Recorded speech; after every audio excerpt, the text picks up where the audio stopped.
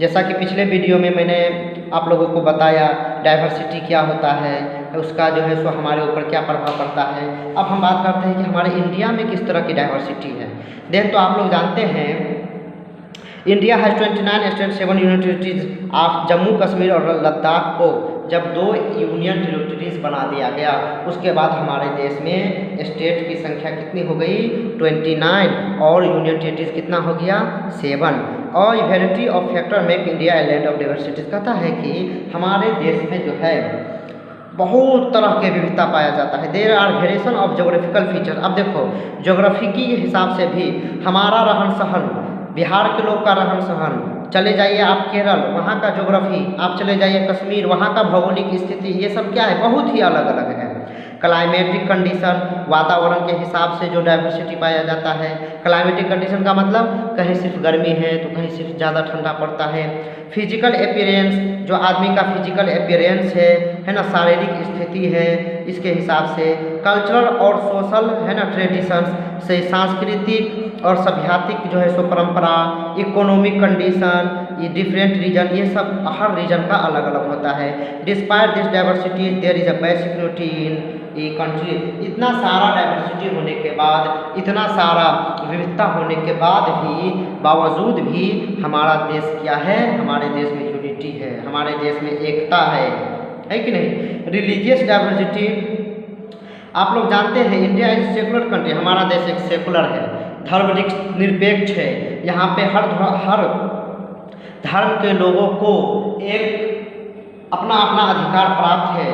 कोई भी धर्म के लोग ये नहीं कह सकता कि मेरा ही धर्म इस देश में सिर्फ जीवित रह सकता है, सिर्फ हमारा ही धर्म के इस चीज़ को यहाँ पे जो है सो आगे स्पीड किया जाएगा। Freedom of religion is fundamental right granted by our constitution. हमारा संविधान ने लोगों को है ना धर्म के आधार पर फ्री किया है कि आप किसी भी धर्म को मान सकते हैं, किसी भी धर्म को अपना सकते हैं। Hinduism is the religious practice by major of people, लेकिन हमारा देश में ज़्यादातर लोग हिंदू धर्म से बिलोंग करते हैं। इसके अलावा मुस्लिम, क्रिश्चियन, सिख है ना, जोड़ो, बुद्ध, जैन, ये सब भी इंडिया में धर्म पाए जाते हैं। सभी धर्म जो है, सभी धर्म का अपना अपना रीति रिवाज होता है, अपना अपना ट्रेडिशन परंपरा है, अपना अपना फेस्टिवल है, अपना अपना पूजा करने का स्थान है। तो इस तरह रिलीजियस के हिसाब से भी हमारे इंडिया में बहुत बड़ा डाइवर्सिटी पाई जाती है। लिंग्विस्टिक डाइवर्सिटी, लैंग्वेज के हिसाब से क्या विविधता पाया जाता है, तो a number of language and है ना dialects are spoken by the people of India. हमारे देश में कई सारा लैंग्वेज और कई सारा उपभाषा, भाषा और उपभाषा है ना, ये सब भी बोला जाता है। हमारे कॉन्स्टिट्यूशन ने, ये हमारा कॉन्स्टिट्यूशन जो हमारा संविधान है वह 22 भाषा को मान्यता दिया है, 22 लैंग्वेज को इंडिया में मान्यता दिया है। जैसे बंगाली, गुजराती, कन्नड़, कोंकणी, इन सबको ऑफिशियल लैंग्वेज कहा गया है। Hindi is the main official language. हमारे देश का जो मेन ऑफिशियल लैंग्वेज है वह क्या है, हिंदी है। हमारे देश का मेन ऑफिशियल लैंग्वेज हिंदी है। इसके अलावा सेकेंडरी लैंग्वेज इंग्लिश को माना गया है। तो इस तरह दिस है ना लिंग्विस्टिक है ना लैंग्वेज के आधार पर भी बहुत सारा जो है सो डाइवर्सिटी देखने को मिलता है ना। तो स्टूडेंट्स, अब यहाँ पे मैं आप लोग को एक क्वेश्चन दे रहा हूँ, आप लोग इस क्वेश्चन को नेट से सर्च करके निकाल सकते हैं कि जो 22 लैंग्वेज को हमारा भारत सरकार ने कॉन्स्टिट्यूशन में मान्यता दिया है वह 22 लैंग्वेज कौन कौन सा है। इन लैंग्वेज को आप लोग को लिख के कॉपी में रखना है, ठीक है। इसके अलावा यहाँ पे एक क्वेश्चन आप लोग के दिमाग में आ रहा है या नहीं आ रहा है, तो ये क्वेश्चन मैं बता रहा हूँ, इसका आंसर आप लोग बताएंगे। क्वेश्चन क्या है कि why is Sanskrit considered to be the mother of all language. Sanskrit को हर भाषा का जननी, हर भाषा की माँ क्यों कहा जाता है, इस क्वेश्चन का भी आंसर आप लोग को देना है। इसके अलावा यहाँ पे नीचे में बहुत सारे लैंग्वेज लिखा है, जैसे बोडो, डोगरी, कन्नड़, कोंकणी, तो ये सब लैंग्वेज किस स्टेट में बोला जाता है, ये सबको भी आपको खोज के रखना है। तो यहाँ पे आपको 3 क्वेश्चन मिला। नंबर 1, इंडियन कॉन्स्टिट्यूशन में जो 22 लैंग्वेज को मान्यता दिया है वो कौन कौन है। नंबर 2, संस्कृत को सभी भाषा की जननी क्यों कहा जाता है। नंबर 3, जो नीचे दिए गए लैंग्वेज है, ये सब लैंग्वेज किस किस स्टेट में बोला जाता है, ये सारे चीज़ को आप लोग को लिख के रखना है। थोड़ा सा दिमाग लगाएंगे तो आपका क्वेश्चन और आंसर दोनों इसी में छिपा हुआ है। चलिए, इन 2004 government of India declare language that में सर्टेन रिक्वायर्ड स्टैंडिंग। अब देखो, भारत ने 2004 में स्टेट ऑफ इंडिया ने, गवर्नमेंट ऑफ इंडिया ने कुछ भाषा को क्लासिकल लैंग्वेज को कहा। क्लासिकल लैंग्वेज का मतलब होता है जो पारंपरिक तौर से चलता आ रहा है, बहुत दिनों से एक समाज विशेष उसको मानते, उसको बोलते आ रहे हैं, उसे हम लोग क्लासिकल लैंग्वेज कहते हैं। जैसे है ना, आपको तमिल, संस्कृत, कन्नड़, उड़ीसा, मलयालम, तेलुगु, इन सबको अभी तक क्लासिकल लैंग्वेज क्लियर किया गया है। अभी तक मैंने आपको जितना चीज़ पढ़ाया उनमें आप लोग क्वेश्चन कर सकते हैं। जैसे डाइवर्सिटी क्या है, कितना स्टेट है, कितना यूनिट टेरिटरीज है, कितना ऑफिशियल लैंग्वेज है। अब बात करते हैं हम लोग कल्चरल डाइवर्सिटी क्या होता है। देन स्टूडेंट्स, कल्चर मतलब आप लोग अच्छी तरह समझते होते हैं सभ्यता, इसको हम लोग हिंदी में कहते हैं। तो culture refers to the idea, custom and social behaviour of the particular. किसी भी खास आदमी या खास ग्रुप के द्वारा, लोग पीपल के एक ग्रुप के द्वारा अलग अलग तरह के, आप देखो एक ग्रुप के लोग होंगे, है ना, उसका आइडिया, सोच विचार, उसका कस्टम, रीति रिवाज, उसका सोशल बिहेवियर, सामाजिक व्यवहार अलग अलग होगा। तो इसी को कल्चर से मान्यता दिया जाता है। जैसे हम लोग के रहने सहने का कल्चर कुछ और है, बिहारी का कल्चर कुछ और है। आप लोग कन्नड़ में चले जाइए, केरला में चले जाइए, वहाँ के लोगों का कल्चर अलग है कि नहीं। Our culture is reflected in various aspect. हमारा कल्चर बहुत दृष्टिकोण से अलग है, जैसे music, dance, cloth, food habit etc। हमारा म्यूजिक अलग है। हम लोग के यहाँ भोजपुरी म्यूजिक बहुत ज़्यादा चलता है।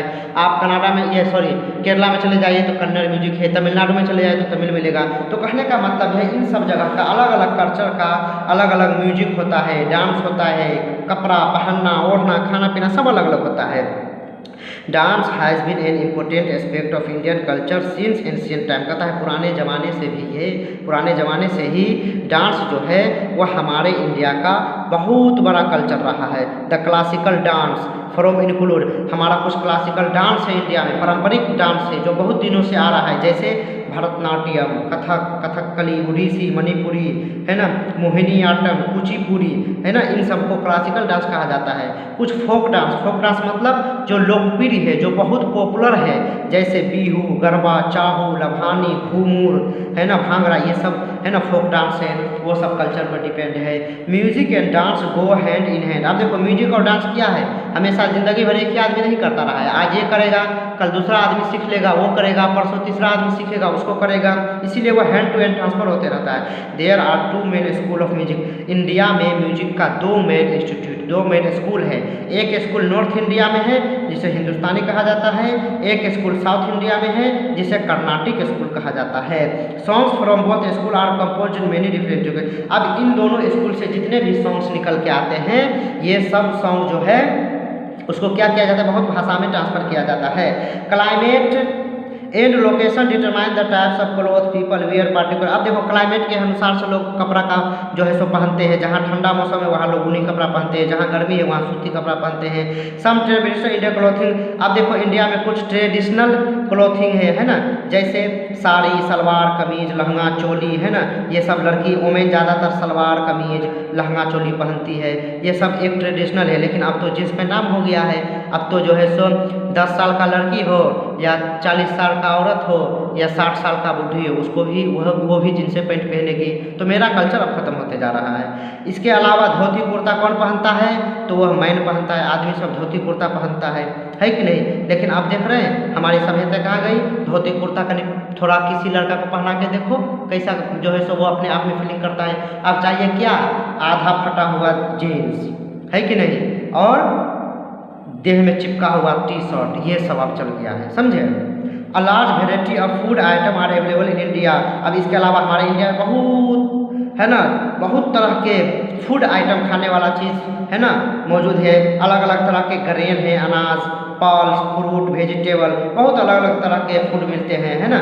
Ground vary from place to place depending of the climate season and for. अब देखिए जो है सो क्लाइमेट और लैंड के हिसाब से इन सब चीज़ का जो है क्या होता है, उपजाया भी जाता है। This lead diversity of food habit of people, इसकी वजह से लोगों का फूड डाइवर्सिटी होता है। हम लोग का खान पान अलग है, साउथ का खान पान अलग है, आप चले जाइए मुंबई, वहाँ का खान पान अलग है कि नहीं। फॉर एग्जाम्पल हम लोग क्या है, rice is stable food of people living in region where is the ground. देखिए जहाँ पे चावल की ज़्यादा खेती होती है वहाँ पे जो है ये जो है सो राइस को बुनियादी फूड माना जाता है। इसके अलावा जहाँ पे गेहूँ ज़्यादा पैदा होता है वहाँ का लोग ज़्यादा रोटी खाना पसंद करते हैं। अब यहाँ पे आप लोग जो पिक्चर देख रहे हैं इसमें बताना ये है कि name the state which customs are shown, ये जो पहनावा ओढ़ना ये है वह किस राष्ट्र का है, किस राज्य का है, किस स्टेट का है, ये आप लोग आंसर खोज के सर्च करके बताएंगे। ठीक है, तो आज आप लोगों को मैं कल्चर डाइवर्सिटी तक पढ़ा दिया। अब हम आपको नेक्स्ट वीडियो में, नेक्स्ट क्लास में आप लोग को इसके आगे पढ़ाएंगे। उम्मीद करता हूँ कि आप लोग ज़्यादा से ज़्यादा अच्छी तरह से पढ़ाई करते होंगे और ऑनलाइन क्लास का ज़्यादा से ज़्यादा फ़ायदा उठाते होंगे। एक चीज़ मैं लास्ट में आप लोग को यह कह दूँ कि जितने भी चैप्टर का क्वेश्चन आंसर भेजा जा रहा है आप लोग फेयर को करने के साथ साथ रिमेंबर भी करते जाएंगे। कहीं ऐसा ना हो कि सिर्फ फेयर करने के चक्कर में आप लोग रिमेंबर करना छोड़ दें और आपको एक बार रिमेंबर करने में बोझ बन जाए। इसीलिए मेरा रिक्वेस्ट है कि आप लोग साथ साथ रिमेंबर भी करते जाए। Okay, thank you, goodbye, best of luck to all of you.